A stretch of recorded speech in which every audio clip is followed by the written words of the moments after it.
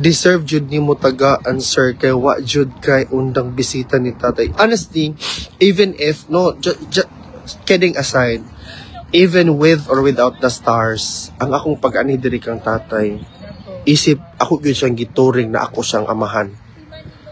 Maunang ako magtaingon gyud ko na it's very personal to me. This is so personal to me because I have said it all over again and again.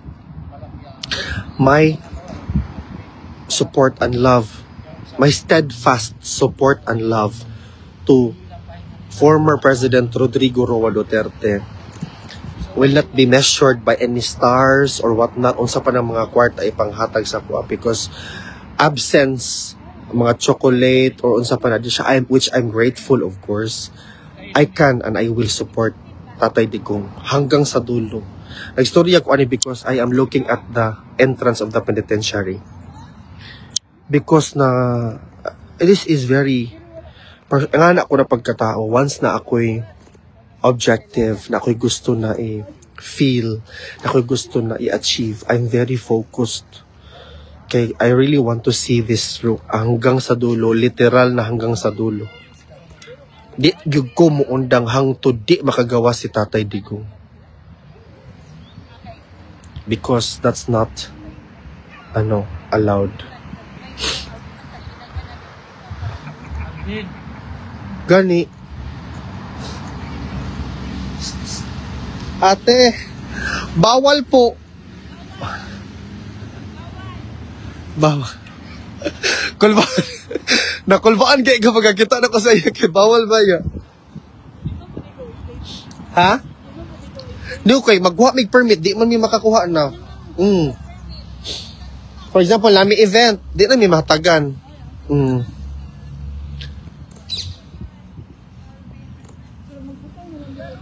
Sir Alvin, nakita nyo na ba in-endorse na VP? Yes, I saw. I already said something about that. I have my full trust and confidence to the Vice President Inday Sara Duterte. I know that she knows what she is doing. I know that she is a seasoned leader. I know that she is going to be what the Philippines need in the upcoming 2028. I have strong convictions and discernment. I applaud her leadership skills and styles. You know, every time mutanaw ko dito, mag-anak akong naong, it's because I'm looking at the entrance. Kuya! Yun nga, hindi, tanggap ko na yan. Actually, before pa ito nangyari, tanggap ko na yun. Tanggap ko na hindi ako monetized. Yun talaga yung ano ko. Before. Sabi nila sa akin, ay sayang naman yung mga views mo. Ganito. Sabi ko, it's okay. Ang importante sa akin na ginagawa ko to bilang isang Pilipino. I feel like it's my duty to do this. Yeah, honestly. Ngayon, yan sila. Ilang na lang kami, 6 na lang. Every time na nandito ako, I feel very emotional. Kung alam nyo lang yung nafe-feel ko ngayon, meron talaga sadness, but at the same time, worry.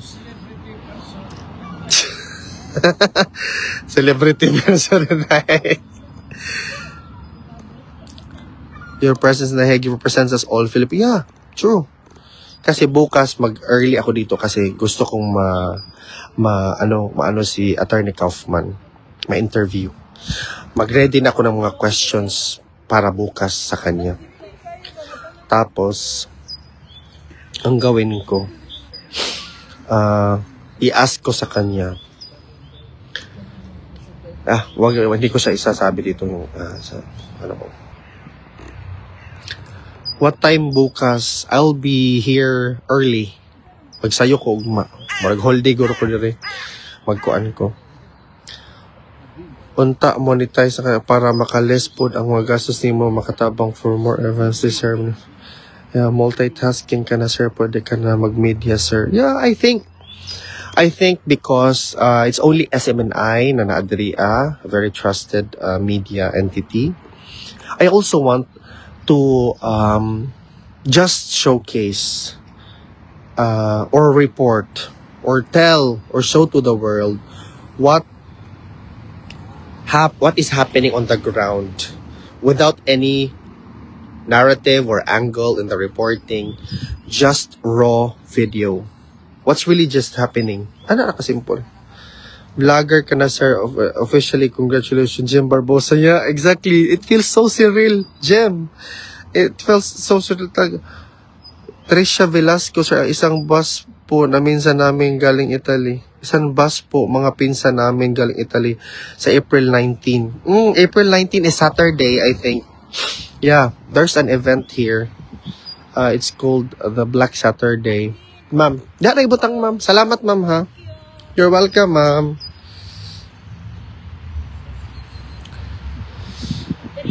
Diri sa ko kay sige, kay basig mo gawa siya taon-taon in regards na mo. Kaya hay ko na. Kaya magawas yun din siya. Uy Alvin, kamusta naman ka nila?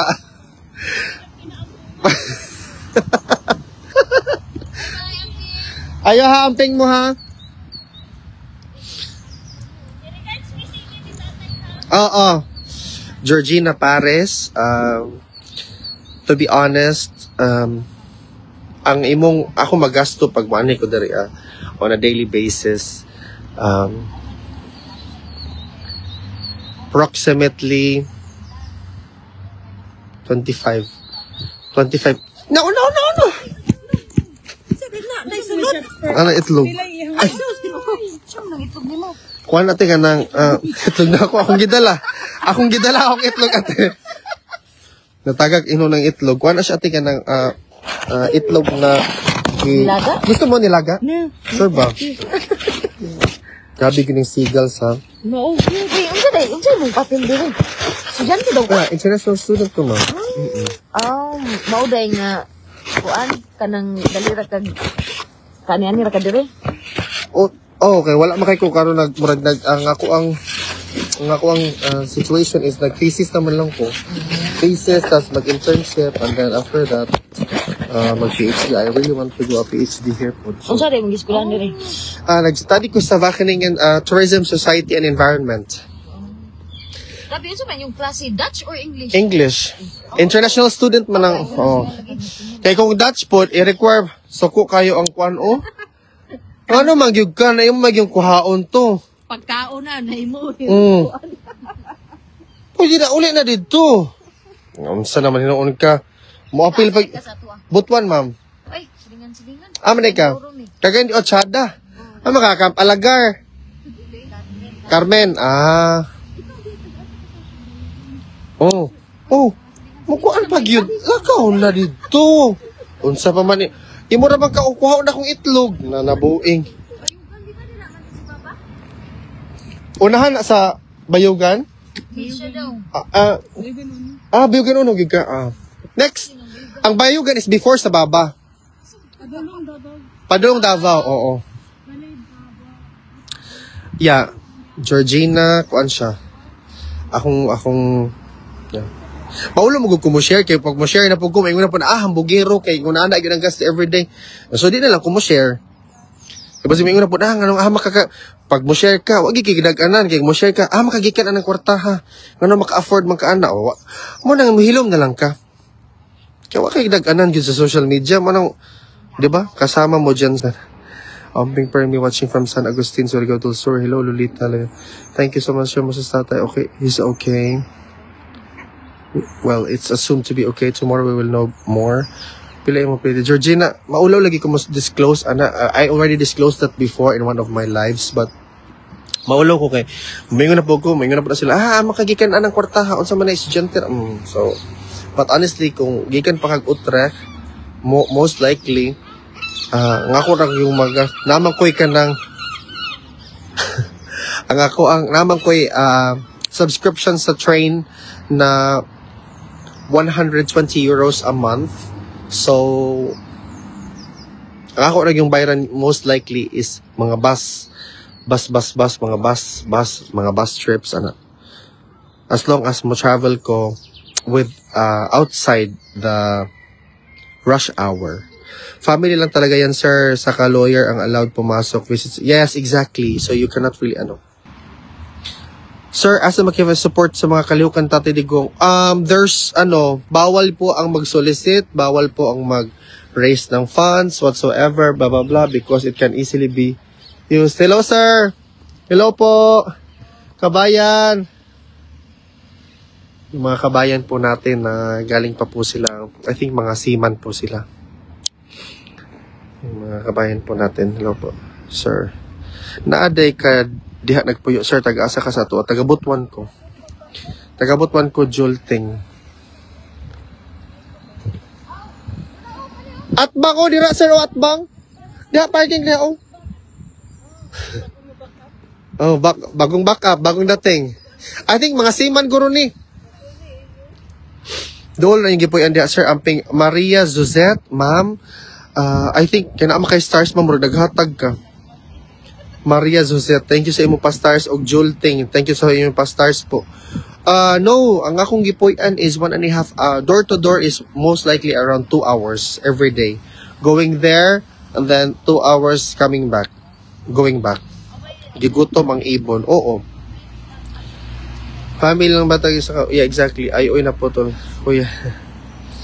Pwede ko mangutana asa ka sa Amsterdam o pwede ko mangutana gikan sa Amsterdam unsa mo adto sa kay tatay.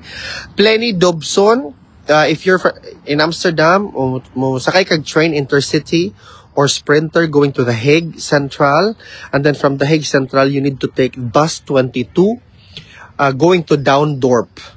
Wala siya kay duha na siya ka klase sa bus 22. One is going to the other location or final destination. The other one is going to Down-Dorp. So dito ka sa final destination niya is Down-Dorp. And then, you need to get off at the bus stop Pomp Station Weg. Ganon. Keep shining, sir. You deserve to be loved and supported. Honestly, Emily Berjon, I'm doing this because really for the Filipino people, for the motherland. Sus, if you can only see my heart, kung pwede palang ilatag akong kasing-kasing.